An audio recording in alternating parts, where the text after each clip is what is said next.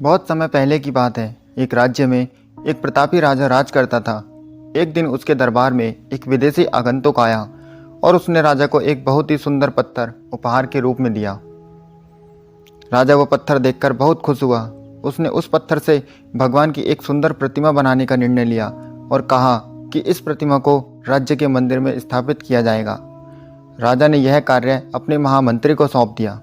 महामंत्री गांव के सर्वश्रेष्ठ मूर्तिकार के पास गया और उसे वो पत्थर देते हुए बोला, महाराज मंदिर में भगवान की प्रतिमा स्थापित करना चाहते हैं। 7 दिन के अंदर इस पत्थर से भगवान की प्रतिमा बनाकर राजमहल में पहुंचा देना।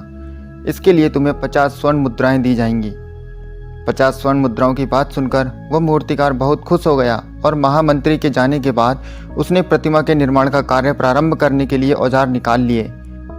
अपने औजारों में से उसने एक हथौड़ा लिया और पत्थर को तोड़ने के लिए हथौड़े से उस पर वार करने लगा, लेकिन उस पत्थर पर कोई असर नहीं पड़ा। मूर्तिकार ने हथौड़े से पत्थर पर कई वार किए, लेकिन पत्थर नहीं टूटा। 50 बार प्रयास करने के बाद मूर्तिकार ने अंतिम बार प्रयास करने के उद्देश्य से हथौड़ा उठाया, लेकिन वो ये सोचकर रुक गया कि जब 50 बार प्रयास करने से भी पत्थर नहीं टूटा तो अब भला क्या टूटेगा। वह पत्थर लेकर वापस महामंत्री के पास गया और यह कहकर वापस आ गया कि इस पत्थर को तोड़ना नामुमकिन है, इसलिए इस पत्थर से भगवान की प्रतिमा नहीं बनाई जा सकती। महामंत्री को राजा का आदेश हर हाल में पूरा करना था, इसलिए उसने भगवान की प्रतिमा बनाने का कार्य गांव के एक साधारण से मूर्तिकार को दे दिया। पत्थर लेकर मूर्तिकार ने महामंत्री के सामने ही उस पर हथौड़े से एक ही प्रहार किया और वह पत्थर एक ही बार में टूट गया। पत्थर टूटने के बाद मूर्तिकार प्रतिमा बनाने के काम में जुट गया।